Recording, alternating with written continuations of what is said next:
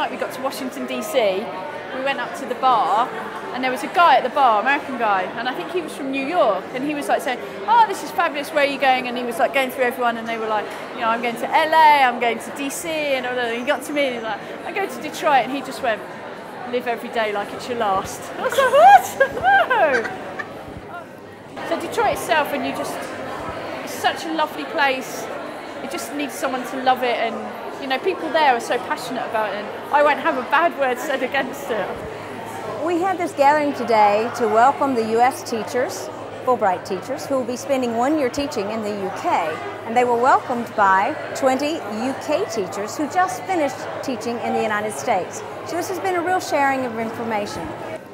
I always wanted to study abroad at university, but my course didn't do that. So I looked into, once I became a teacher, some kind of course that would allow an exchange. So even when I was at university training to be a teacher, I knew that I wanted to do the Fulbright Exchange. I actually was browsing the Fulbright websites and I noticed that there was a teacher exchange program. I taught abroad about 10 years ago and wanted to have the opportunity to do it again, so that's what I did. I'm hearing what I felt when I came back 13 years ago, that people are feeling a really strong sense of being special. Their confidence has improved, they've got a great deal out of the teaching, they really want to pass good things back to their students. I managed to create a link between England and Park City by doing Skype sessions with both of the classes. I think it helped the children understand that although there may be cultural differences, the children are just children at the end of the day. So I'm really interested in now making these international links. So I've set up a group where alumni teachers and American teachers can meet. I've set up an international committee in my school where the kids, they're building a school in Kenya and they're writing to my kids in Santa Barbara, and just make our kids more community aware.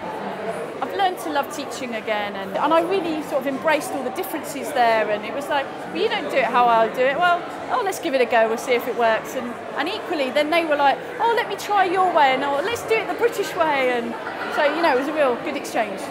On the back of my Fulbright, because of me really loving that whole American dream thing and that can-do type of spirit, I set a charity up to build a library in the Republic of Georgia. And the students raised £2,500, which isn't so much. But on the back of that, the library got built, it got stocked full of books, and BP invested $12 million into the project.